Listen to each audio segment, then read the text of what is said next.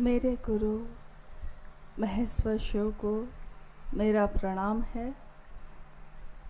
इस कालखंड के प्रथम शिव के शिष्य और हम सबों के परम आदरणीय वरेण्य गुरु भ्राता साहब श्री के चरणों में मेरा प्रणाम है। शक्ति स्वरूपा माँ नीलमानंद जी के चरणों में मेरा प्रणाम है और चंडीगढ़ के इस मैदान में उपस्थित आप सभी गुरु भाई गुरु बहन के चरणों में मेरा प्रणाम है।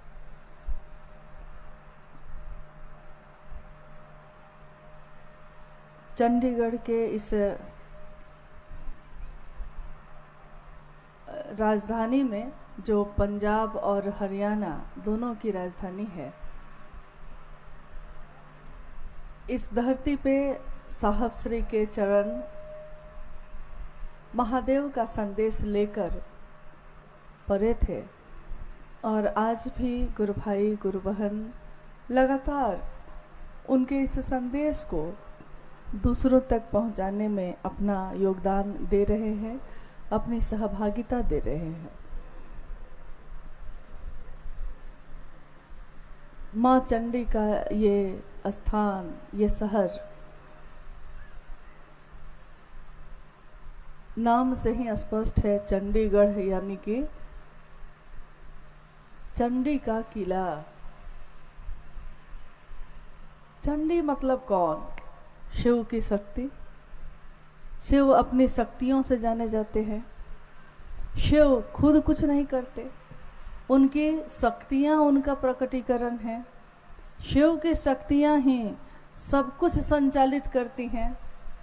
शिव की इच्छा और उसकी इच्छा का प्रतिफल है ये दुनिया। इस दुनिया में कण कण में शिव हैं और इसका संचालन उनकी शक्तियां करती हैं। चंडीगढ़ का ये स्थान भी, चंडी का गढ़ भी, चंडी का ये किला भी उनके नाम से स्थापित है। स्वाभाविक है, नाम यानी जिसकी संगत आप लीजिएगा, आपका हमारा स्वभाव भी उसी के जैसा होने लगता है। शास्त्रों ने कहा कि कलयुग एक ऐसा युग होगा जिसमें महेश्वर और चंडी की पूजा होगी। कलयुग यानी ये युग जिसमें हम और आप आज रह रहे हैं। कभी सतयुग भी आया, कभी द्वापर भी आया, कभी त्रेता युग भी आया और आज कलयुग चल रहा है। इस युग में यानी इस पूरे संपूर्ण युग में क्या होगा? जब ये युग आया भी नहीं था, उसी समय हमारे देश के ऋषि मुनियों ने जो भविष्यवाणी की थी इस युग के लिए, उसके आधार पर लिखा गया था कि कलौ और चंडी, महादेव और चंडी की पूजा सर्वाधिक होगी। एक ऐसा युग होगा वो जिस युग में लोग धर्म से विमुख हो जाएंगे। पाप और अनाचार का बोलबाला होगा। गुरु और शिष्य की परंपरा भी जाती रहेगी। और शिव पुराण में यह उल्लेखित है कि तब दुनिया के लोगों के सामने, संसार में सबके सामने एक ही विकल्प बचेगा। लिखा हुआ है उसके आगे, नमः शिवाय। नमः शिवाय यानी शिव को प्रणाम। शिव के सिवा कोई भी अब बचाने वाला नहीं होगा। शिव के सिवा कोई दूसरा विकल्प नहीं होगा। विकल्प तब होता है जब 4-5 सत्ता सामने हो, लेकिन जब एक ही सत्ता सामने हो और कोई नहीं हो, जब तिनके का भी सहारा नहीं हो, तब आपके सामने कोई उपाय नहीं है। सिर्फ शिव की शिष्यता ही एकमात्र उपाय। साहब के कार्यक्रमों में जिसमें वो अक्सर गए हैं, आपने देखा होगा ये पंक्तियां बैनर पर लिखी रहती थीं। जगत गुरु शिव की शिष्यता एकमात्र उपाय। साहब ने उस समय जब शिव को गुरु माना था, न शास्त्रों को पढ़ा था, न पुराणों को पढ़ा था, न उपनिषद और ग्रंथों को पढ़ा था, उन्होंने तो दुनिया को पढ़ा था और ये समझ लिया था कि शिव ज्ञान देते हैं तो शास्त्र आरेखित होते हैं। शिव का ज्ञान किसी में उतरता है तो किताबें लिख दी जाती हैं।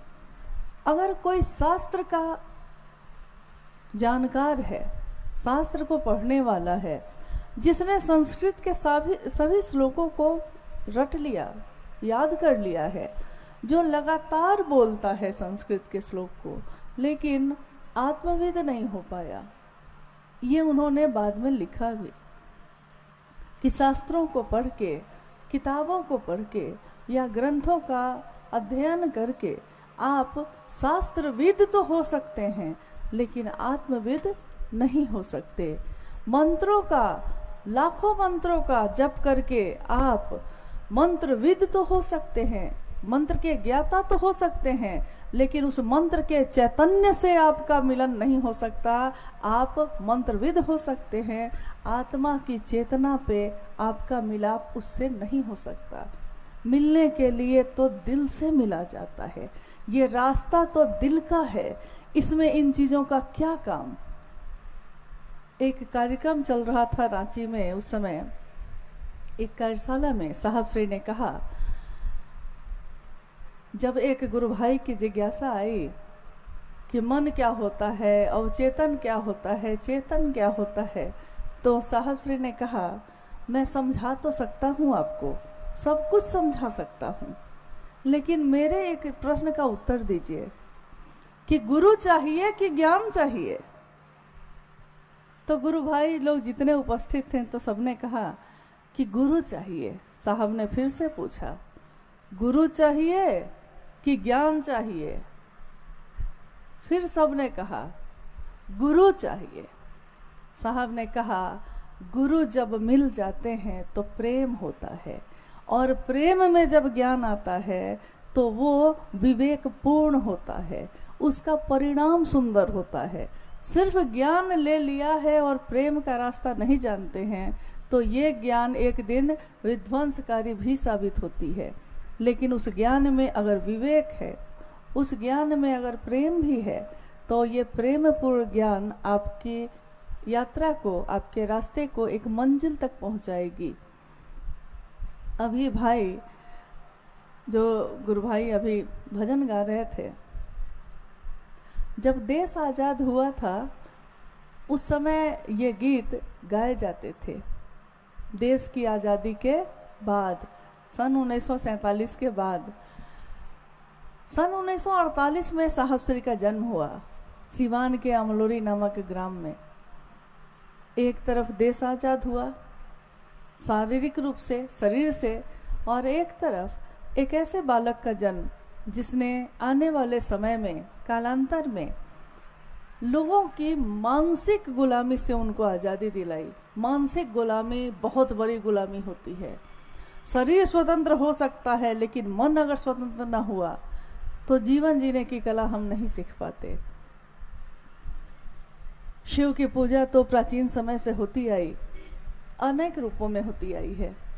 शिव के ऐसे रूप जो लगभग सब जगहों पे पूजित हुए, उसमें महाकाल का उनका रूप, महाभैरव का, महायोगेश्वर का, महाकपालेश्वर का, निहंगी और चिता का भस्म लपेटे कपालेश्वर का, और प्रेमी और गृहस्थों के साकार आदर्श उमा के पति का भी। शिव की पूजा वैद्यनाथ के रूप में भी होती रही, वैद्यों के भी जो नाथ हैं वैद्यनाथ, उनके रूप में भी होती रही, जन जन में होती रही।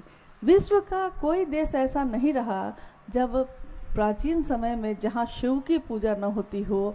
आज भी कितने देशों में जब खुदाई होती है तो हजारों साल पहले के शिवलिंग उस खुदाई में मिलते हैं, चाहे वो दक्षिण अफ्रीका हो या वियतनाम जैसा शहर हो। लेकिन धीरे धीरे धीरे धीरे दुनिया के लोगों का जुड़ाव जो शिव से था वो कम होता गया और दुनिया ज़्यादा हावी होती गई। नतीजा हुआ कि अपनी जड़ों से दूर होना लोग शुरू हो गए। और आज जिस युग में, जिस समय में हम लोग जी रहे हैं, ये एक ऐसा युग है जिसमें शिव की पूजा तो हो रही है, लेकिन शिव से हमारा जो जुड़ाव होना चाहिए था वो हो नहीं सका। साहब श्री हरिनानंद जी ने बस इतना ही कहा, महादेव मेरे गुरु हैं, आपके भी हो सकते हैं। न उन्होंने कोई कर्मकांड बताई, न उन्होंने कोई साधना उपासना बताई। कहा गुरु जब शिव होते हैं तो शिव जब खुद गुरु हैं, स्वयं गुरु हैं, किसी और की क्या ज़रूरत। महादेव जब गुरु हैं और इतने सुंदर हैं, सुंदर यानी सत्यम शिवम सुंदरम, महादेव की सुंदरता जो कभी नहीं बदलती, मेरी और आपकी तो बदल जाती है।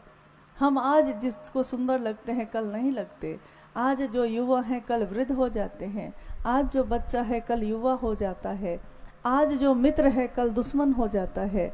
आज जो दुश्मन है कल मित्र भी हो जाता है। यानी हमारे आपके संबंध तो पल प्रतिपल बदलते रहते हैं। मौसम भी इतना नहीं बदलता जितना आज इंसान बदलने लगा। नहीं, इतने रंग बदलते हैं। क्या कभी सुना है कि महादेव का सत्य बदल गया? महादेव की सुंदरता बदल गई। एक ऐसी सुंदरता जिसका क्षय नहीं होता कभी, एक ऐसा सत्य जो कभी नहीं बदलता, हमेशा जो था, है और रहेगा भी। महादेव से साहब श्री ने वैसे महादेव से हमको आपको मिलवाया।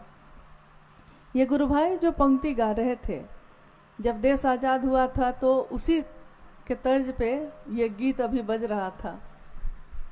इंसाफ की डगर पे बच्चों दिखाओ चल के, ये देश है तुम्हारा, नेता तुम ही हो कल के। ये गीत बजते थे उस समय जब देश आज़ाद हुआ था, क्योंकि देश को आज़ादी मिली थी लाखों लोगों के जीवन की आहुति देकर। एक स्वतंत्र देश में, एक आज़ाद देश में आज हम आप जी रहे हैं, लेकिन आज जो जी रहे हैं उन लोगों के कारण जी रहे हैं जिन्होंने अपने प्राण न्यौछावर किए भारत की इस भूमि पे। तब हम आप आज आज़ाद देश में जी रहे हैं। मानसिक गुलामी से स्वतंत्रता 1948 में जन्मे उस बालक ने जब आने वाले समय में लोगों को इससे स्वतंत्र कराया, तो इस स्वतंत्रता, ये भी एक स्वतंत्रता की लड़ाई ही तो है। संकीर्णताओं से जकड़े हुए समाज को, संकीर्णता से जकड़े हुए जगत को महादेव से मिलवा देना। और शिव समस्त संकीर्णताओं से मुक्ति की राह दिखाते हैं। हर संकीर्णता, हर बंधन को तोड़ते हैं। जंजीर चाहे सोने की हो, जंजीर चाहे लोहे की हो, जंजीर तो जंजीर ही होती है। तो साहब श्री ने महादेव के उस स्वरूप से हमको आपको मिलवाया जो इन सारे बंधनों को तोड़कर मुक्त करते हैं। आज भारत ही नहीं, कितने देशों में महादेव के गुरु स्वरूप की बात हो रही है। हर व्यक्ति परमात्मा पथ का पथिक हो सकता है। हर इंसान, हर जीव शिव का शिष्य हो सकता है। ये बात तो हमारे आपके अंदर पहले थी ही नहीं। किसी ने ये कहा ही नहीं, किसी ने ये चाहा ही नहीं कि हम आप भी आगे बढ़ें। कोई नहीं चाह रहा था। ये सब चाहते थे कि मैं आगे बढ़ूं, लेकिन ये कोई नहीं चाहता था कि सब आगे बढ़े, सब उस रास्ते पे चले।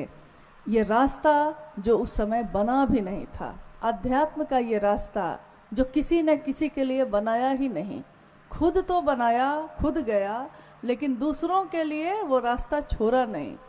कहते हैं ना, सीढ़ियों से छत पे तो चले गए और सीढ़ियों को फिर से छत पे खींच लिया ताकि कोई दूसरा चढ़ ही नहीं सके। लेकिन साहब श्री ने अपने जीवन को सीढ़ी बनाया सबके लिए। तब आज हम और आप शिव की उस छत पे जाके खड़े होके आजाद मन से, मन में जो आता है सो कहते हैं, लेकिन हम भूल जाते हैं कि जिसके कारण ये आए हैं, बात तो उसी की करनी होगी, बात तो उन्हीं की होगी। ये डगर जो शिव की है, ये डगर जो हरिंद्र की बनाई हुई है, इस डगर को बनाने में उनके इस शरीर ने, उनके इस मन ने, तन मन और धन तीनों से रिश्ते निभाए जाते हैं। तीनों से जो रिश्ते उन्होंने निभाए होंगे उसमें बहुत कुछ हुआ तो होगा, क्या क्या ना हुआ होगा। कितने लोगों ने देखा होगा, नहीं देखा होगा। आज जब हमारे लिए रास्ता बन गया, और हम उस रास्ते पे चलने लगे तो देखने में आता है कि कोई अपने मन से जो मन हो वो करता है, कोई कुछ करता है, कोई कुछ करता है। साहब के डगर पे तो चलेंगे। साहब ने एक बार कहा, देखिए अभी मुझको वो बात याद आई कि जगह जगह से खबर आने शुरू हुई उस समय, ऐसा हो रहा है, ऐसा हो रहा है। साहब ने कहा कि आज इस आकाश में सब अपना अपना हेलीकॉप्टर उड़ा रहा है, कोई हवाई जहाज उड़ा रहा है, कोई हेलीकॉप्टर उड़ा रहा है। एरोड्रम एक जगह होती है, इस एरोड्रम को बनाने में मैंने और नीलम ने क्या क्या ना सहा, और जब एरोड्रम बन गया है तो सब अपना अपना जहाज उड़ा रहा है, लेकिन ये भूल गया है कि अगर एरोड्रम का रास्ता भूल जाएगा तो उतरेगा कहाँ? उड़ तो जाएगा आकाश में, उतरेगा कहाँ? कुछ दिन के कर्मफल हैं आपके, आपको उड़ने में मदद तो कर देंगे, लेकिन जब उतरना चाहिएगा तो वो जगह ही नहीं बचेगी। इसलिए उन्होंने बार बार सभी लोगों से ये अनुनय किया और अनुरोध भी किया, ऋणी भी हुए उन समस्त लोगों के लिए जिन्होंने अपने गुरु के काम में उनकी मदद की। ये वो लोग थे जो निर्बल थे, जिनके पास निर्बल सामर्थ्य था, न बहुत बड़े लोग थे, न बहुत बड़ी संपत्ति थी, न बहुत सुविधा थी, लेकिन अपने निर्बल सामर्थ्य में उन्होंने महादेव का काम आगे बढ़ाया, साहब श्री का साथ दिया। साहब कहते हैं, मैं ऋणी हूँ उन सभी शिव शिष्यों के लिए भी जिन्होंने मेरे गुरु शिव के काम में ईमानदारी पूर्वक अपना साथ दिया है, अपना सहयोग दिया है। और मैं शिव का शिष्य हरिंद्रानंद अवनत हूँ उन समस्त शिव शिष्यों के लिए जिन्होंने मेरे कहे अनुसार इस रास्ते पे आगे बढ़ने का काम किया है, दूसरों को शिव से जोड़ा है। मेरे गुरु शिव ने एक दिन कहा था कि तुम जो करते हो वो दूसरों को करने के लिए नहीं कहते, और मैं ये कहता हूँ कि जो मैंने अपने गुरु के आदेश से करना शुरू किया, उस आदेश के अंतर ये पूरी दुनिया आती है, दुनिया के सारे लोग आते हैं। मैंने लोगों से यही कहा कि जो तुम्हारी सामर्थ्य है, इस पे बहुत गौर करने की बात है। उन्होंने, साहब ने कहा कि जो आपकी सामर्थ्य है, जो हमारी सामर्थ्य है, उस सामर्थ्य में हमने महादेव के लिए क्या किया, ये मेरी निजी बात है, ये मेरे गुरु और मेरे शिष्यता की बात है। हम रहते भीड़ में हैं, लेकिन हर आदमी की अपनी यात्रा है, सबके साथ चलते हैं, सबके साथ रहते हैं, लेकिन यात्रा तो अपनी अपनी सबकी नितांत व्यक्तिगत है, सबकी अपनी है। यानी हमने कितना रास्ता तय किया है। अगर मंजिल पता हो और रास्ता भी बना हुआ हो, बस चलना है, सही रास्ते पे चल रहे हैं तो मंजिल तो मिलेगी ही मिलेगी। हम में से अनेक गुरु भाई गुरु बहन जिन्होंने 20 साल पहले शिव को गुरु बनाया होगा, 30 साल पहले बनाया होगा, कोई अभी अभी बना होगा, यानी समय का अंतराल हो सकता है। कोई 2 महीने का शिव शिष्य होगा, कोई 5 साल का होगा, कोई 10 साल, 20 साल, कोई 30 साल का भी है। अक्सर क्या होता है कि जब हम शिव को गुरु बनाते हैं, हमारा मन उस समय बहुत ही निर्मल, निस्वार्थ, प्रेमपूर्ण ढंग से, मोहब्बत का रास्ता है ये, गुरु शिव होंगे, मैं उनका शिष्य होऊंगा, ये सोच के ये यात्रा शुरू करते हैं। यात्रा शुरुआत तो बहुत अच्छी होती है। कहते हैं कि जब आगाज अच्छा हो तो अंजाम भी अच्छा ही होता है। तो आगाज इतना सुंदर है तो अंजाम कितना सुंदर होगा। यहाँ गौर करने की बात एक ही है कि हमारी यात्रा, ये जो यात्रा है, जो साहब श्री ने दिखाया है रास्ता, इस रास्ते पे जो हम आप चल रहे हैं, इस यात्रा में बहुत सारी चीज़ें हैं। भटकाव भी है, हरियाली भी है, सुंदरता भी है। मंजिल अगर पता है और मंजिल पे पहुंचने का जुनून है, अगर जाना ही जाना है, पहुंचना ही पहुंचना है, शिव से मिलना ही मिलना है, शिव को चाहा है शिव के लिए, ये संकल्प है अगर, तब तो रास्ता तय हो के रहेगा। चाहे उस रास्ते पे कितने भी गड्ढे हों, चाहे उस रास्ते में कितने भी भटकाव हों, लेकिन अगर आपका मन मंजिल को नहीं भूला है तो कोई आपको भटका नहीं सकता। हरिंद्र की डगर पे बच्चों दिखाओ चल के, अभी तो सुन रहे थे आप, और शिव शिष्य हैं आप, कल के आज के भी हैं। एक बार एक जिज्ञासा आई, एक गुरु भाई ने कहा साहब श्री से, आपको लगेगा कि बार बार ये कोई ना कोई जिज्ञासा या घटना क्यों बता रही हैं। बात क्या है कि ये घटनाएं, ये बातें हमारे आपके मन के धुंध को हटाती हैं।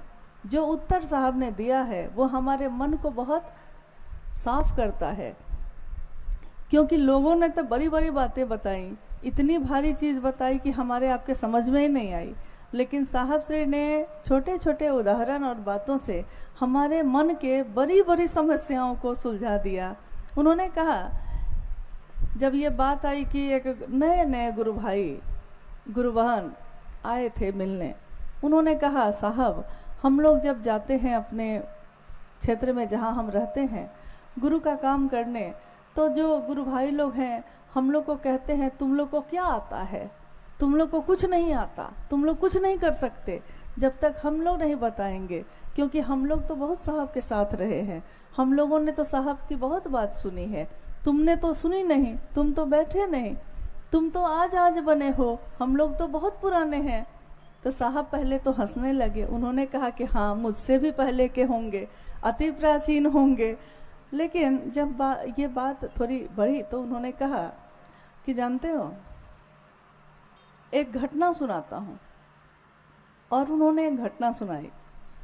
कहा कि एक व्यक्ति पूरा का पूरा लकवा ग्रस्त है, पूरा शरीर उसका जड़ है, लकवा यानी कि जड़, हिल भी नहीं सकता है, पूरा शरीर लकवा ग्रस्त है, बरसों से बिस्तर से हिल भी नहीं सका, बिस्तर पे ही सब कुछ होता रहा उसका, वो हिल नहीं सका। लोग आते थे उसके पास मिलने, सहानुभूति जताते थे उससे, कहते थे कि क्या करिएगा, कोई कर्म फल होगा, भोग रहे होंगे, कह के चले जाते थे। एक व्यक्ति ऐसा आया जिसने उससे कहा कि नहीं तुम हार क्यों मान गए, अभी भी प्राण तो है ना, मन मजबूत करो, उठ सकते हो, चल सकते हो, यात्रा तय कर सकते हो, हार क्यों मान ली तुमने। जब वो प्रतिदिन आने लगा और उसको बार बार ये बात कहने लगा, उस व्यक्ति के मन में भी आवेश पैदा हुआ। उसको लगा कि अगर ये बार बार कह रहा है, इसका अर्थ है कि शायद मैं चल सकता हूँ, शायद मैं शरीर से खड़ा हो सकता हूँ। तो उसने प्रयास किया। आपने सुना है, अभी गौर करते हैं कि नहीं, शिव का गुरु पद में भाई सतीश जी ने एक पंक्ति बताई जो साहब की लिखी हुई है, मनुष्य की शारीरिक शक्ति से बलशाली होती है उसकी मानसिक शक्ति, और मानसिक शक्ति से भी बलशाली होती है उसकी आध्यात्मिक शक्ति। आध्यात्मिक शक्ति यानी शिव से जुड़ाव हमारा।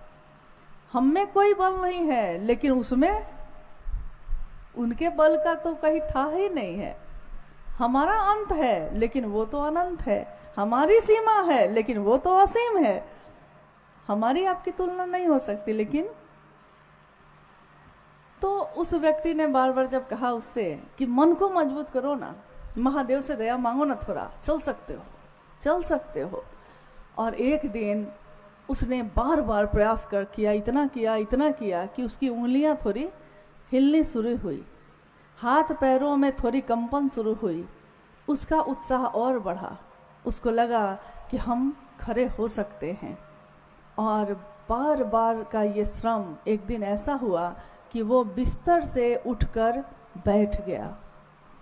बैठा ही नहीं, फिर कुछ प्रयास के बाद खड़ा भी हुआ, खड़ा ही नहीं हुआ, निरंतर प्रयास से, निरंतर लगातार प्रयास से एक दिन वो दौड़ भी पाया, 2 कदम, 4 कदम, 5 कदम। और जब एक दिन वो 1 किलोमीटर दौड़ के गया, उसी समय सामने से एक व्यक्ति दौड़ता हुआ आ रहा था तेजी से, उससे मुलाकात हो गई इनकी। उस व्यक्ति ने जो दौड़ के आ रहा था, इस व्यक्ति से कहा कि लगता है आप भी दौड़ने निकले हैं। इसने कहा कि हाँ भैया। इसकी तो खुशी का पारावार नहीं था, क्योंकि जो हिल नहीं सकता था आज वो 1 किलोमीटर दौड़ पाया है। वो तो सपने में भी नहीं सोच पा रहा था कि मैं भी एक दिन ऐसा कर सकता हूँ। उसको तो खुशी का उसका पारावार नहीं था। उस व्यक्ति ने जब कहा कि आप भी दौड़ने निकले हैं, तो इसने पूछा उससे कि भैया आप भी दौड़ते हैं? तो सामने वाले ने कहा दौड़ता हूँ, मैं तो 20 किलोमीटर रोज दौड़ता हूँ, रोज 20 किलोमीटर दौड़ता हूँ। देखते हो मेरे हाथ मेरे पाँव? साहब कह रहे हैं देखते हो? सामने वाला व्यक्ति जो अभी अभी 1 किलोमीटर दौड़ के आया था, इसका मन मुरझा गया, हताश हो गया। इसको लगा कि इसके सामने हम क्या हैं, कुछ भी नहीं है। कहाँ ये 20 किलोमीटर दौड़ता है रोज, कहाँ मैं इतने सालों के बाद 1 किलोमीटर दौड़ पाया। और हताश होकर वो बैठ गया। जो आदमी उससे बार बार मिलने आता था और कहता था महादेव से दया मांगो, वो इसको ढूंढते हुए निकला तो देखता है कि चुपचाप सिर पे हाथ रख के बैठा हुआ है। उसने पूछा इससे, क्यों बैठे हो? दौड़ने निकले थे, रुक क्यों गए, बैठ क्यों गए? तो उसने कहा कि वो व्यक्ति आया तो उसने कहा कि तुम क्या हो मेरे सामने? सही है ना भैया, मैं उसके सामने क्या हूँ? तो उस व्यक्ति ने कहा ये जो तुम अपनी जड़ता से निकले, ये जो तुम्हारा शरीर हिल भी नहीं सकता था, आज जो दौड़ा है ये तुम्हारी उपलब्धि है। और वो जो 20 किलोमीटर दौड़ा है ये उसकी उपलब्धि है। उसको उसका किया हुआ मिलेगा, तुमको अपना किया हुआ मिलेगा। तुम्हारी जड़ता से तुम निकले हो। आज अगर कोई 1 महीना या 2 महीना का गुरु भाई है तो वो उस जड़ता से निकला जिसमें वो जकड़ा हुआ था। हम सभी गुरु भाई गुरु बहनों को उसका उत्साह और बढ़ाना चाहिए। उसको ये कह के हताश नहीं करना चाहिए कि तुम कुछ नहीं जानते, क्योंकि महादेव किसको खड़ा करके क्या काम करवाएंगे ये हम लोग नहीं जानते। वो किसके द्वारा क्या करवा लेंगे कोई नहीं जानता। उनके साहब के माता पिता भी नहीं जानते थे कि मेरा ही पुत्र महादेव के द्वारा चुन लिया जाएगा। उनके माता पिता कहाँ जानते थे? तो कौन जानता है कि किसके अंदर से वो साहब हरिंद्र क्या बोल रहे हैं और क्या समझाना चाहते हैं। रास्ता उनका है, चलना हमको आपको सबको है, लेकिन एक दूसरे का सम्मान करिए, एक दूसरे का हम लोग उत्साह बढ़ाएं, मदद करें। समीक्षा तो सब करते हैं बैठ के, ये अच्छा हुआ ये खराब हुआ, मदद कोई नहीं करता। और जो मदद करता है वो तो बोलता भी नहीं। अगर साहब हरिंद्रानंद जी ये कहते कि ये दुनिया तो मेरी है, दुनिया ये दुनिया हरिंदर की दुनिया, एक हरिंदर निहाल सारी दुनिया, तो ये दुनिया तो महादेव की है, ये दुनिया तो साहब हरिंद्रानंद की है। लेकिन हमारा आपका मन पकड़ लेता है कि मेरा है, मैंने किया तो मेरा है। महादेव के काम को बढ़ाने के लिए कर्ता मन का होना तो सही है, अच्छा है। कर्ता मन खड़ा रहेगा तब ना हम कुछ करेंगे, और अगर हम कुछ करेंगे नहीं तो महादेव की दया नहीं होगी। जो साहब ने कहा कि पहला सूत्र दया मांगना है, लेकिन ये दया मिलती कब है? जब आप गुरु आदेशित कर्म करते हैं। कर्म करिएगा तब ना दया होगी। कर्म किया ही नहीं है, कह देते हैं कि महादेव दया करेंगे तब ना होगा, तो ऐसा नहीं होता। कुछ तो करिए, विश्वास हो या ना हो, महादेव के लिए कुछ जो भी आप कर सकते हैं करिए। चंडीगढ़ के इस शहर में साहब श्री के साथ 2017 में आने का सौभाग्य मिला था। यहीं से हम लोग हिमाचल में पहली बार, हिमाचल का भी कार्यक्रम बद्धी में हुआ था और यहाँ से हम लोग उस तरफ बढ़े थे। आज जब से कल जब आए हम लोग यहाँ, तब से हर पल वो सारे दृश्य आंखों के सामने गुजर रहे हैं। लोग समझते हैं, हम लोग उनको भूल जाते हैं। जिसको महादेव के काम से मतलब होगा वो किसी को नहीं भूलता। हमारे दुबे भाई यहाँ बैठे हैं तो उन्होंने नीचे कहा कि मैं दुबे जो हूँ, तो मैंने कहा हम पहचानते हैं आपको। कैसे पहचानते हैं? कभी बात तो किए नहीं। क्योंकि जब मेरे साहब आए यहाँ तो इन्होंने फूलों का गुच्छा देकर उनका स्वागत किया, इन्होंने उनको भोजन कराया है। तो मैं इनको नहीं भूल सकती, ये मुझको भूल सकते हैं। जिसने साहब के कहे हुए काम को किया है, इतना भर भी अगर किया है, एक गिलास पानी लेकर भी अगर वो खड़ा रहा है, दीदी नीलम आनंद की छाया के तले जो चला है, कोई शिव का शिष्य उन व्यक्तियों को नहीं भूलता, कभी नहीं भूलता। महादेव के काम में किसी ने अगर किसी के लिए कुछ किया है तो एहसान मानना शिव शिष्यों की तो ये पहचान है कि जो एहसान माने, जो अपने गुरु की दया का अनुभव करे और महादेव की दया के आश्रय दूसरों को भी चलने के लिए प्रेरित करे। आज का ये शिवगुरु महोत्सव, हालांकि गर्मी का समय है ये, और फिर भी यहाँ के गुरु भाई गुरु बहनों के बहुत आग्रह पे हम लोगों ने कहा कि ठीक है, लोगों को कष्ट तो होगी, लेकिन देखिए हमारे सामान्य भावाचरण, कष्ट तो हुआ, गर्मी है, धूप है, लेकिन हमारा आपका सामान्य भावाचरण जगत के लिए अनुकरणीय है। एक जो व्यक्ति शिव शिष्य भी नहीं है, लेकिन अभी जब आए थे वो थोड़ी देर पहले, तो उन्होंने कितनी सुंदर बात कही। कहा कि मैंने अपनी पत्नी से कहा कि शिव महिमा में जाना है, तो मेरी पत्नी ने कहा कि शाम के समय न होगा। मैंने कहा कि नहीं, अभी जाना है। तो उसने कहा कि आज तो वर्किंग डे है, यानी कि काम करने का दिन है, तो आज थोड़े ही लोग आएंगे, लेकिन देखिए आप लोग कितने लोग हैं। तो वो सामान्य भावाचरण हमारा आपका है, लेकिन कोई दूसरा इससे उसको लगता है कि आखिर कुछ तो बात महादेव में ऐसी है कि लोग अपने घर के आराम को छोड़कर और मौसम की परवाह नहीं करके भी एक जगह पे एकत्रित हुए हैं कि मेरे गुरु शिव की बात होगी, मेरे गुरु शिव की बात होगी, जहाँ लोग बैठेंगे, कोई दरी बिछाता है, कोई मैदान साफ करता है। आपको नहीं पता किसने मैदान साफ किया, आप नहीं जानते किसने दरी बिछाई है, लेकिन आप हम बैठे हैं उस पर। तो जो बिछाता है, जो व्यवस्था करता है हमारे आपके आराम की, हम उसको नहीं देखते, हम उस आराम का उपयोग करते हैं, लेकिन वो दिखाई नहीं देते। लाखों गुरु भाई गुरु बहन जो महादेव के काम में साहब दीदी के साथ चलते रहे, वो नींव के पत्थर की तरह उस नींव में उनकी ईंटें लगती रहीं, जिसकी इमारत आज दिखाई देती है। इमारत इतनी बुलंद है, इतनी बुलंद है कि संख्या गिनी नहीं जा सकती। लेकिन संख्या बढ़ जाने से ही काम हो जाता है, ऐसा नहीं है। संख्या तो बढ़ गई, भीड़ तो हो गई, लेकिन क्या इस भीड़ में शिव का शिष्य है कोई? क्या इस भीड़ में शिव की शिष्यता का संकल्प है? किसी की माँ को कोई गाली दे दे तो वो उसको छोड़ता नहीं। और अगर मैंने अपने साहब को अपना माना है, माँ नीलम आनंद जी को अपना माना है, अपने गुरु को अपना माना है, तो मेरे गुरु पे अगर कोई उंगली उठाता है तो हम कैसे बर्दाश्त करते हैं? हमारे साहब और दीदी के बनाए हुए रास्ते पे नहीं चल के हर जगह हर मानसिकता के लोग आज अलग अलग तरीके से अपना अपना एक अभियान लेके चल रहे हैं। किसी को रोकता नहीं है आकाश, जिसको इच्छा है उड़े, जिसको जो मन है करे। आकाश कहाँ किसको रोकता है? क्योंकि आकाश को पता है कितना भी उड़िएगा, रहिएगा तो मेरे अंदर ही, जाइएगा कहाँ? उड़ने के लिए भी तो आकाश का ही सहारा चाहिए। इसलिए आकाश इसकी चिंता नहीं करता, आकाश सबको जगह देता है। उड़ लो, अपने पंखों को नाप लो, तोड़ लो, लेकिन शिव का शिष्य जो होता है वो महलों में नहीं रहता। महलों के ये कनकाभ शिखर होते कबूतरों के ही घर। महलों में गरुड़ नहीं सोता है, उड़ता वो। उड़ता कहाँ है गरुड़? उड़ता वो वारी प्रपातों में, पानी पीता है वारी प्रपातों से। उड़ता वो झंझावातों में और रहता है चट्टानों पे, उसको कोई फर्क नहीं पड़ता।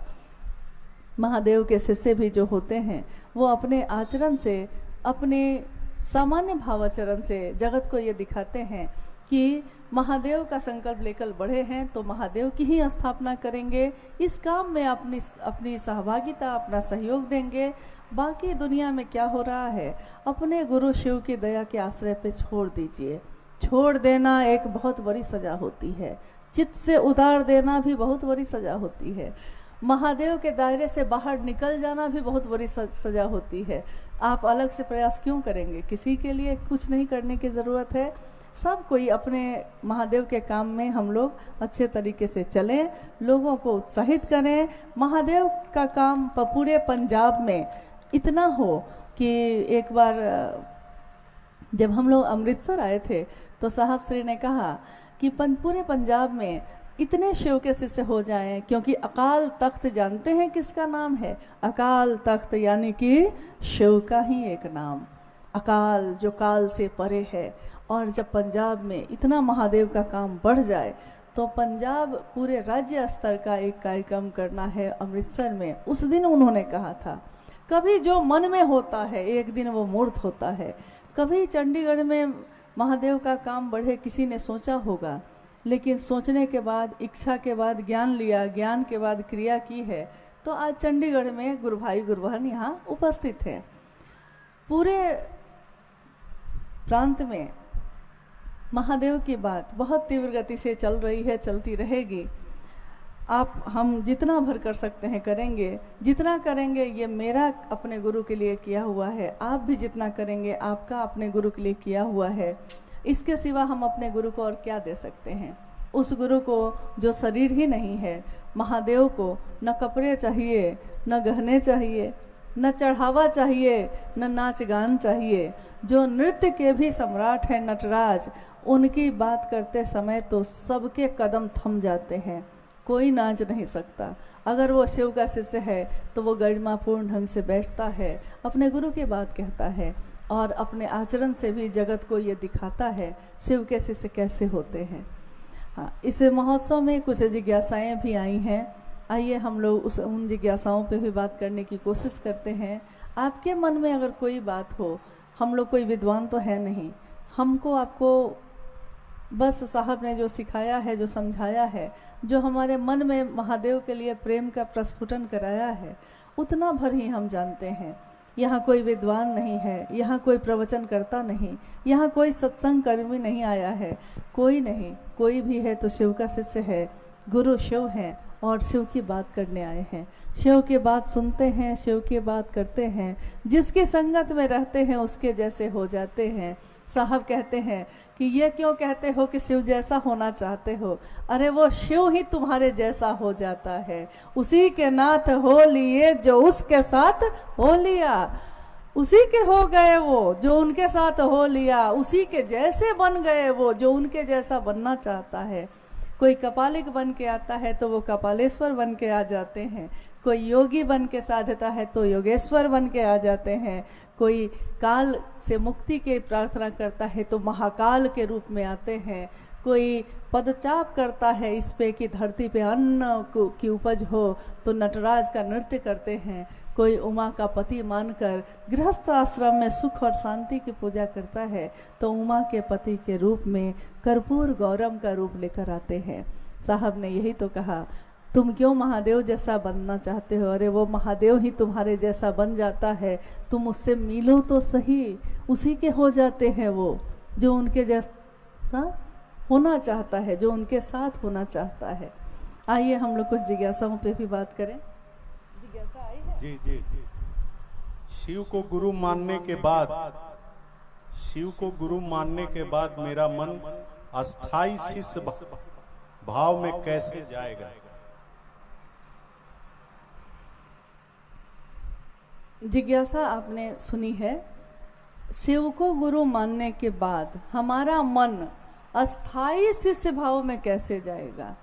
अस्थाई भाव, अस्थाई भाव को पहले थोड़ा हम लोग समझते हैं। अस्थाई भाव क्या होता है?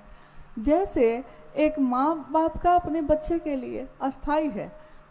कहते हैं पूत कपूत हो जाता है, लेकिन माता को माता नहीं होती, क्योंकि वो माँ का अस्थाई भाव है। पुत्र कुछ भी कर लेता है, सबको माफ कर देती है, क्योंकि वो अस्थाई है, उसमें परिवर्तन नहीं होता।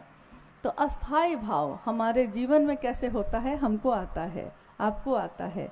पति और पत्नी एक साथ रहते हैं, कितनी बातें होती हैं, लड़ाई झगड़ा कोहराम सब हो जाता है और फिर से एक साथ ही रहते हैं, यानी अस्थाई शिष्य भाव। बाहर की चीज़ों से अंदर का जुड़ाव खत्म नहीं होता। अस्थाई शिष्य भाव जगत में कैसे होता है ये हमको आपको आता है। महादेव से कैसे होगा ये नहीं आता। किसी ने बताया नहीं, किसी ने समझाया नहीं, किसी ने इस जुड़ाव को करने में मदद नहीं की। तो साहब ने कहा कि महादेव से अस्थाई शिष्य भाव हो जाना। शिष्यानुभूति एक छोटी सी पंक्ति है, छोटी सी किताब है जो 1990 में साहब श्री ने अपनी अनुभूति के आधार पर लिखा था, जिसको उसमें एक ही पंक्ति ऐसी है जो अनिवार्य कही गई। आपका अस्थाई शिष्य भाव होना ही शिव की शिष्यता में अनिवार्य है। कंगन पहनना अनिवार्य नहीं है, तीनों सूत्र करना ही पड़ेगा, यहाँ तक कि उसको भी अनिवार्य नहीं कहा गया, लेकिन अस्थाई शिष्य भाव होना ही होना है, ये अनिवार्य कहा गया। ये कैसे होगा? निरंतर महादेव से दया मांगना, बार बार मेरा मन महादेव से दया मांगे, चाहे विश्वास हो या ना हो, लेकिन अगर बार बार हम महादेव से दया मांग रहे हैं तो निरंतर प्रयास हमारे मन में शिव की दया का प्रवेश कराता ही कराता है, और महादेव की परिधि में, महादेव के घेरे में ही हमारा मन चलता है।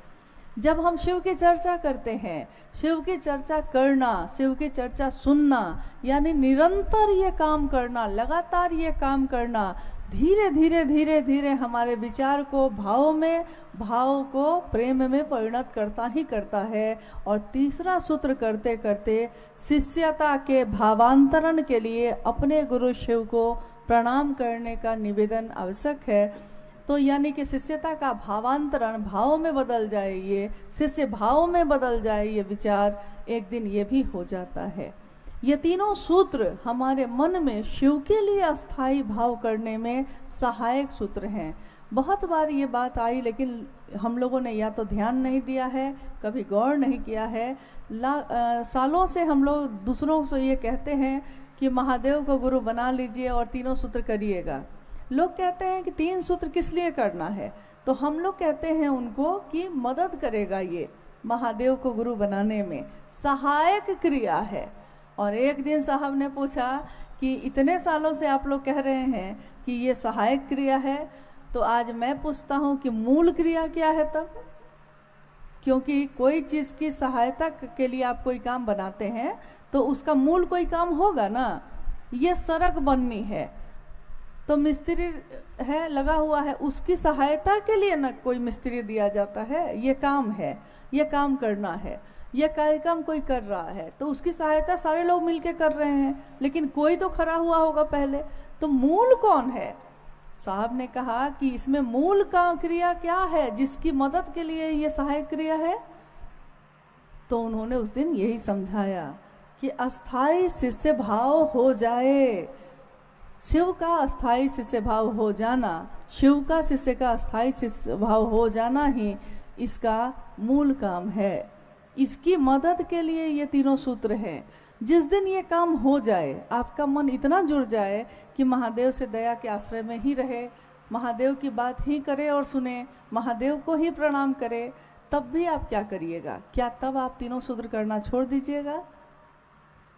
तो उन्होंने कहा कि नहीं, साइकिल चलाने के लिए, सीखने के लिए आप साइकिल चलाते हैं, लेकिन जब साइकिल चलाना सीख लेते हैं तो साइकिल तब भी चलाने का तरीका तो वही होता है ना। जब साइकिल चलाना सीखे थे तो जिस तरीके से सीखा था, सीख लिए हैं तो उसके बाद भी उसी तरीके से चलेगा ना। तो महादेव से तीनों सूत्रों से आप मदद ले सकते हैं, जुड़ाव कर सकते हैं, लेकिन एक दिन ये जुड़ाव हो जाए इसकी निरंतर कोशिश करनी है। आपने देखा होगा पत्थर का अगर बहुत बड़ा टुकड़ा हो और 1 बाल्टी पानी आप लीजिए और 1 बाल्टी पानी उस पत्थर पे डाल दीजिए, क्या उसमें कभी छेद हो सकता है? क्या वो पत्थर फट सकता है? कल्पना भी नहीं की जा सकती। पत्थर पानी के फेंकने से कैसे टूटेगा? नहीं टूट सकता। लेकिन आपने ये देखा होगा कभी कभी चापाकल या नल, उसके नीचे कोई पत्थर रख दीजिए और उसमें एक एक बूंद को लगातार गिरने दीजिए, बस एक बूंद पानी की अपनी कोई औकात नहीं, कोई बिसात नहीं, लेकिन निरंतर अगर वो एक एक बूंद पानी पत्थर पे गिरता रह गया लगातार, तो क्या होता है? टूट जाता है। सही बात है, वो पत्थर भी टूट जाता है निरंतर प्रयास से। हमारा आपका मन शिव होगा नहीं, शिव का आवेश जगेगा नहीं उसमें। निरंतर प्रयास आवश्यक है। बस यही साहब श्री ने कहा है कि दूसरी चीज़ों को हम लोग छोड़ देते हैं। हमारे दुख हमारी पीड़ा से महादेव ही मुझको मुक्त कर सकते हैं, लेकिन जब दुख आता है, जब पीड़ा आती है, तो हम सबसे पहले महादेव को ही छोड़ देते हैं कि महादेव को से दया नहीं मिली है, इसलिए महादेव को छोड़ो। ठीक एन समय पे छोड़ते हैं, बस अब दया होनी ही है कि हम लोग छोड़ के किनारे हो जाते हैं। तो निरंतर हमारा आपका प्रयास अस्थाई शिष्य भाव प्रदान करता है। शिव की शिष्यता साहब के द्वारा शुरू किया गया है। साहब के जुड़े बिना शिव शिष्य बन सकते हैं? गर्मी भी लग रही है? नहीं, लग तो रही ही है, बोल नहीं रहे हैं। जिज्ञासा है कि शिव का शिष्य होने के लिए शिव शिष्य साहब हरिंद्रानंद जी से जुड़े बिना हो सकते हैं कि नहीं? यही ना? यही है ना? शिव शिष्य हरिंद्रानंद जी से जुड़े बिना, यानी उनसे मिले बिना महादेव का शिष्य हम हो सकते हैं कि नहीं? हो सकते हैं। क्यों नहीं हो सकते हैं? क्योंकि पहले तो लोग हुए हैं ना। अभी तो आपने सुना कि ग्रंथों में 112 शिष्यों प्रशिष्यों का जिक्र मिलता है। उसके बाद भी बहुत शिव शिष्य हुए होंगे, लिखा नहीं गया होगा, लेकिन हुए तो होंगे। किसी के बारे में आपने सुना क्या कि उसके विचार में, उनकी सोच में इतनी ताकत हो कि करोड़ों लोग उस सोच पे चलने लगे? शिव के शिष्य तो पहले भी हुए ना। यानी शिव शिष्य तो आप हो सकते हैं। उसके लिए आपको साहब हरिंद्रानंद जी से जुड़ाव रखना कोई ज़रूरी नहीं है। लेकिन अगर आपकी ये चाहत है कि मैं भी शिव शिष्य बनूं और दूसरे भी शिव शिष्य बने, वसुधैव कुटुंबकम, जिसका उदार चित्त हो, जो सबका भला चाहता हो, अपनी यात्रा भी तय करना चाहता है, दूसरों की यात्रा में पत्थर जो पड़े हैं उसको भी हटाना चाहता है, चलते तो सब हैं, तब वैसे लोगों के लिए तो उनसे जुड़ाव रखना ही होगा। क्योंकि उनके सिवा किसी ने ये नहीं चाहा है कि शिव मेरे आपके भी गुरु हो जाएं। और जो शिव का शिष्य होगा वो कृतज्ञ होता है, कृतज्ञ तो हो ही नहीं सकता। ये मेरे शब्द नहीं हैं, ये शब्द हैं साहब हरिंद्रानंद जी के। जो कृतज्ञ होता है वो शिव का शिष्य हो ही नहीं सकता, और जो शिव का शिष्य होता है वो झुकता है सबके आगे। एक बात जो अक्सर आती रहती है, शिव महादेव से जुड़ाव तो समझ में आता है लोगों को, ठीक है, शरीर नहीं है, निराकार हैं, वो बिना शरीर के हैं, मन से जुड़ना है। साहब शरीर में आए, फिर शरीर से गए, तो शरीर का आना और शरीर का जाना, यानी यहाँ भी मामला निराकार का ही है। जुड़ाव, शिव के शिष्य से जुड़ाव हम क्यों करें?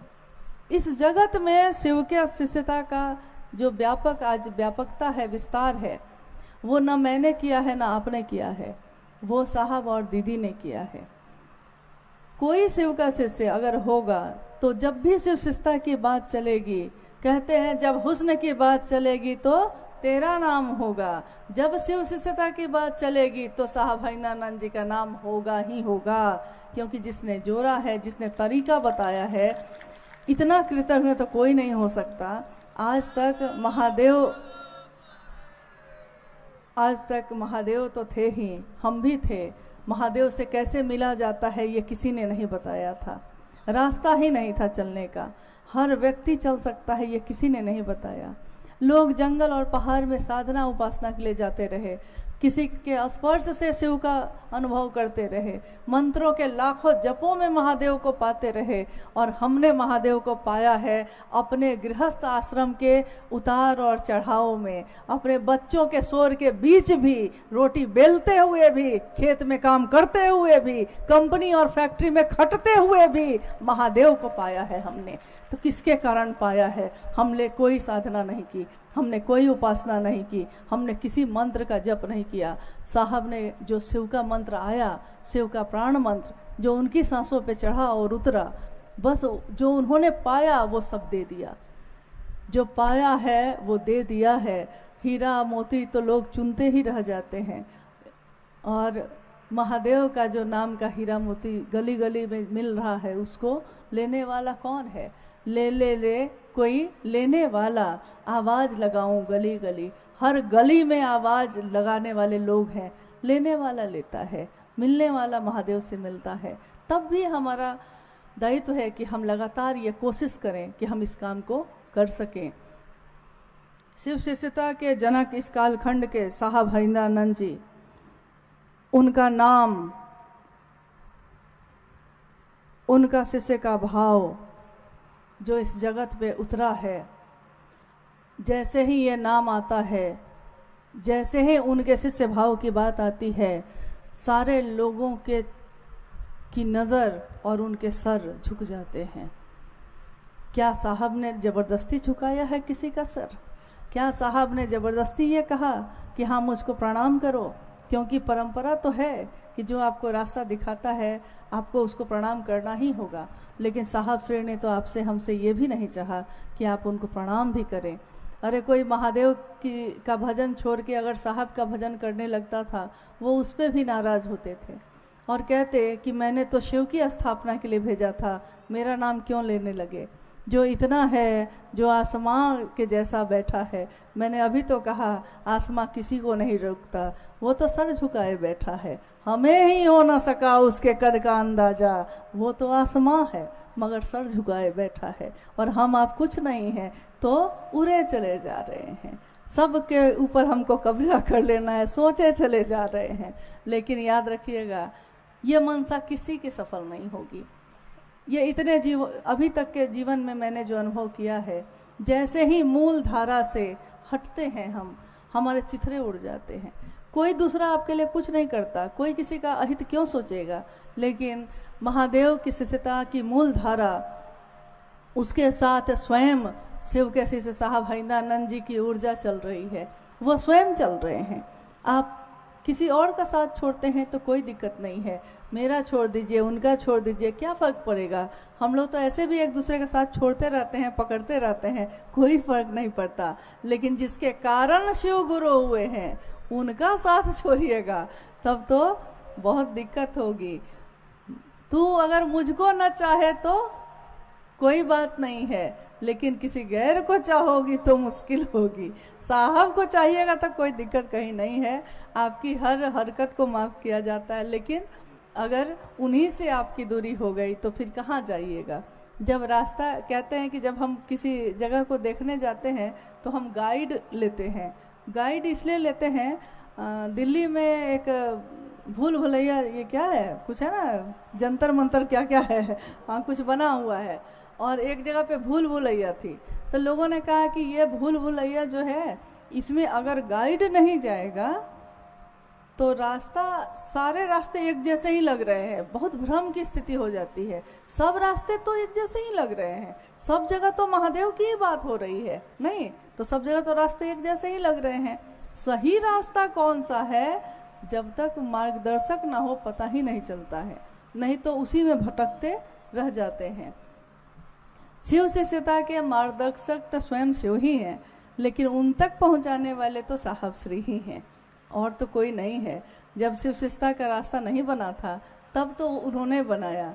जब तीनों सूत्रों का निरूपण नहीं था उसको उन्होंने, सही में देखिए कितने आश्चर्य की बात है, महादेव गुरु हैं बताने वाले वही, तीन सूत्रों का निरूपण करने वाले वही, रास्ता शिव शिष्यता का बनाने वाले वही, हमारे आपके दिलों में महादेव को जिंदा करने वाले वही, शिव तुम जागो कहने वाले वही। और देखिए, उन्हीं को छोड़कर अलग होने के या उन्हीं के साथ नहीं चलने की मनसा कैसे आपके कर्म को कैसे आपके स्वकर्म उस तरफ खींच लेते हैं। महादेव की दया की बारिश है, जो वो चाहेंगे वही होगा। हम लोग बस इतना ही कह सकते हैं कि हमारी आपकी अनुभूति तो यही है कि उनको छोड़ के चला नहीं जा सकता, एक कदम भी नहीं चल सकिएगा। क्योंकि उनके तत्व को हमने अपने जाना ही नहीं है।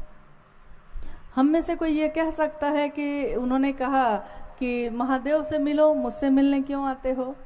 कोई सज्जन आदमी ये कहता है क्या कि मुझसे मिलने आइए? कोई सज्जन व्यक्ति ये कहेगा कि हमको प्रणाम करिए? ये तो हमारा आपका शिष्टाचार होता है कि हम किसके आगे सर झुकाते हैं, किसको प्रणाम करते हैं। वो तो महादेव से मिलवा के अपने आप को पीछे कर रहे हैं, लेकिन जिसने महादेव से मिलवा दिया, महादेव से मिल लिए तो मतलब निकल गया, तो पहचानते नहीं, वो जा रहे हैं ऐसे जैसे जानते नहीं। मतलब निकल गया तो पहचानते नहीं। अरे भाई ऐसा तो नहीं होता, फिर जरूरत पड़ेगी, क्योंकि हर जगह मील के पत्थर के रूप में तो वही है। मैं हूँ सजनी मील का पत्थर, अंक पढ़ो चुपचाप पधारो, मत आरोपो अपने पन को, मत मुझ पर देवत्व उतारो। ये कहने वाले साहब ये कह रहे हैं कि मैं तो मील का पत्थर हूँ ना, मुझसे क्या जुड़ते हो? चलो ना तुम रास्ते पे आगे बढ़ो, मुझको देवता मानने लगते हो, मुझ पे अपनापन जताने लगते हो। मंजिल उधर है, रास्ता बना हुआ है, चलिए ना आप, क्यों मुझसे बार बार जुड़ते हैं? वो ये कह रहे हैं। लेकिन मील का पत्थर अगर जगह जगह आपको हमको नहीं मिलता रहे तो हम रास्ता ही भटक जाते हैं, हमको पता ही नहीं चलता कि सही रास्ते पे जा भी रहे हैं कि नहीं। कालका से चंडीगढ़ आने का रास्ता यहाँ से यहाँ तक है, और जगह जगह लिखा है यहाँ से Chandigarh 50 kilometre, 49 kilometre, 48 kilometre, 45 kilometre, अब 20 किलोमीटर। और जब चंडीगढ़ पहुँच गए थे तो 0 किलोमीटर लिखा हुआ भी मिला होगा।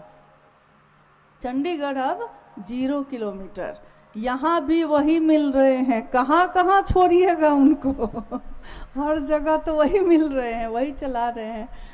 नहीं, उनको छोड़ के तो नहीं चला जा सकता, हमारी आपकी अनुभूति है ये। और कहिए। एक सवाल और। हाँ ठीक है, एक जिज्ञासा और है, उस पर भी हम लोग बात कर लें।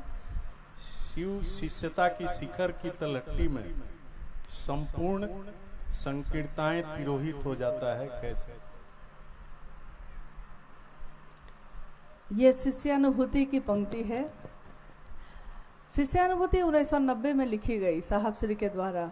ये तो आपको जानकारी होगी, सबको को जानकारी है ना इस बात की।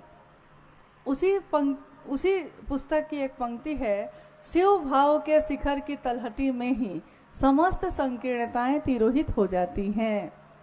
शिव भाव का शिखर, यानी अगर शिव का भाव जो है, गुरु का भाव,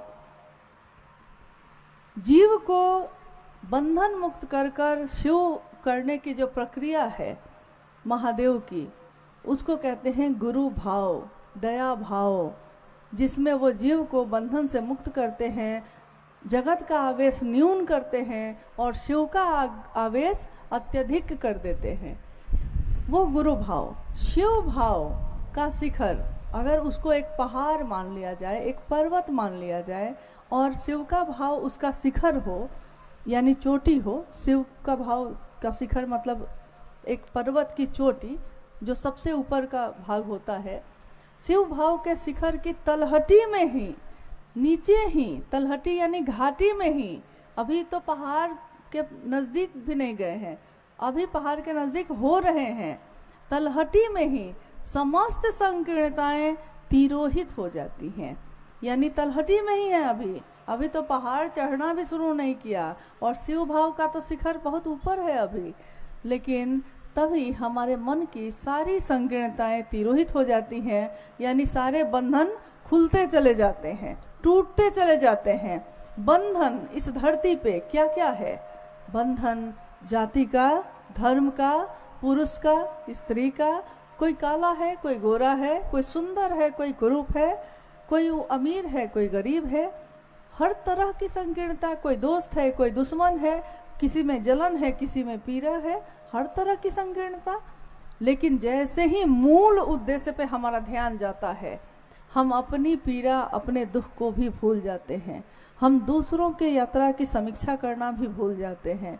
हम ये देखना भी भूल जाते हैं कि कौन किस जाति, किस धर्म का है, कोई, क्योंकि गुरु और शिष्य परंपरा में जाति और धर्म का कोई मतलब ही नहीं होता।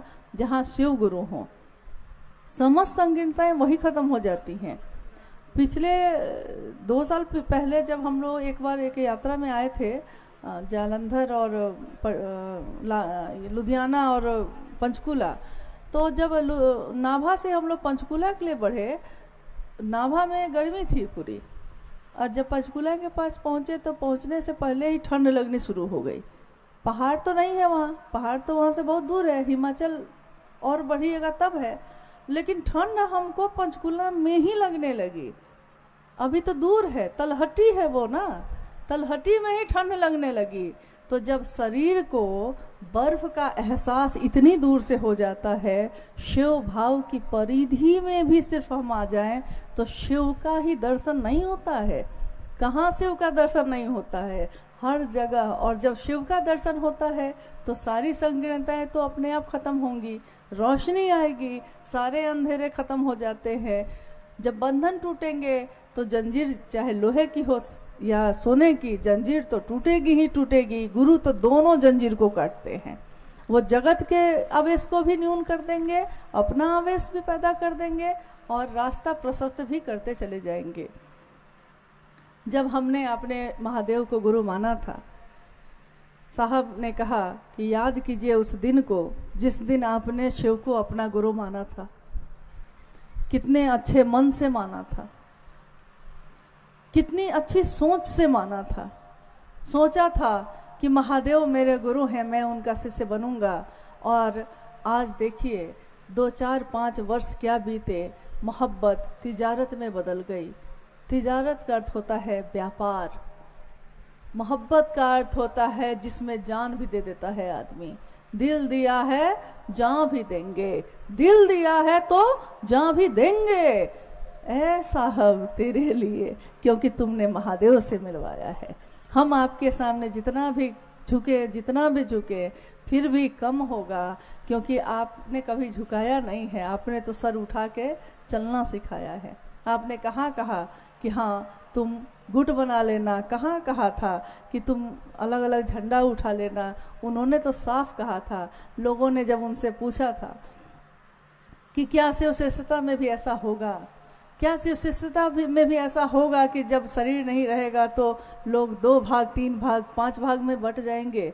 और साहब श्री ने कहा उस दिन, जो उन्होंने बरसों पहले कहा है वो हो के रहा है, चाहे हम माने या ना माने वो हो के रहेगा। उन्होंने उस दिन कहा था शिव की शिष्यता में पहले ही लोग बटेंगे, लेकिन एक दिन धीरे धीरे धीरे धीरे उनके सारे बंधन खत्म होते चले जाएंगे और वो सब के सब शिव शिष्यता के राजमार्ग पर चलेंगे।